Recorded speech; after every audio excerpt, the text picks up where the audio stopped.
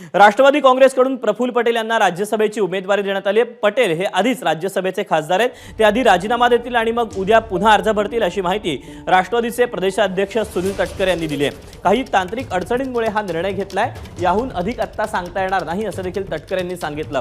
पटेल यांच्या राजीनाम्याने जी जागा रिक्त होईल तिथे राष्ट्रवादीचा उमेदवार देईल असं देखील पक्षाकडून जाहीर करण्यात आलं आहे। राष्ट्रवादी काँग्रेस पक्षातर्फे उद्या राज्यसभेच्यासाठी आम्ही प्रफुल्ल पटेल यांची निवड केलेली आहे आणि प्रफुल्ल पटेल हे राष्ट्रवादी काँग्रेस पक्षाचे उद्या अधिकृत उमेदवार त्या ठिकाणी असतील। काही तांत्रिक बाबीचा विचार करत पक्षाच्या कोर ग्रुपने तो निर्णय त्या ठिकाणी घेतलेला आहे। ते निर्वाचित झाल्याच्या नंतर त्यांची जागा ताबडतोब रिक्त होईल आणि ती जागा रिक्त झाल्याच्या नंतर मे महिन्यामध्ये आसपास निवडणूक लागेल, त्यावेळेला इतर नामांचा विचार त्यावेळेला आम्ही करणार आहोत।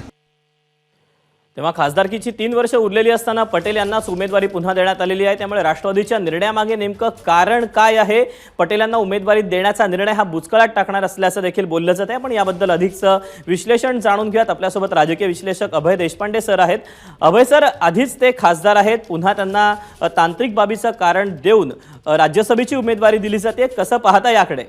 मला वाटतं की त्यांची बरीचशी टर्म अजून 3-4 वर्ष जवळपास शिल्लक असेल अजून टर्म। एक्झॅक्ट डेट माझ्याकडे आता नाहीये, पण एक मोठा कालावधी शिल्लक असताना त्यांनी राजीनामा दिला। त्याचं मुख्य कारण असू शकेल की पक्षात या एका जागेसाठी अनेक इच्छुक होते आणि लोकसभा निवडणुकीच्या पार्श्वभूमीवर आणि पक्षात जी फूट पडली आहे त्या पार्श्वभूमीवर कोणालाही नाराज करायला नको, त्यामुळे आता प्रफुल्ल पटेल यांनाच ती उमेदवारी द्यावी आणि लोकसभा निवडणुकीनंतर जेव्हा या जागेसाठी पोटनिवडणूक लागेल तेव्हा पक्षातल्या मग अन्य लोकसभेच्या ज्यांना उमेदवारी मिळू शकलेली नाही किंवा लोकसभेवर जे जाऊ शकलेले नाहीत अशा कोणासाठी तरी ती व्यवस्था शिल्लक राहावी, या दृष्टिकोनातून मला वाटतं आता हा निर्णय घेतलेला असावा।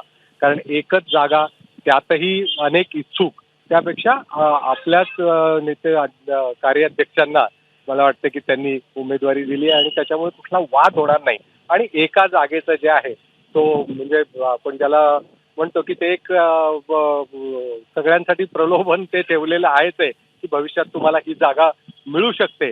त्यामुळे मला वाटतं की हा निर्णय घेतलेला असावा। हा तांत्रिक म्हणतायत पण हा राजकीय निर्णय एवढं नक्की। दीपक, पण अभय सर, यासोबतच राजकीय निर्णय सुद्धा असणार आहे। पण जर तटकरेंचं जर आपण नीट जो बाईट आहे तो जर ऐकला तर त्यांचं म्हणणं असं आहे की त्यांनी राजीनामा दिल्यानंतर जी जागा पुन्हा रिकामी होईल तिथे राष्ट्रवादीचाच उमेदवार पुन्हा दिला जाईल।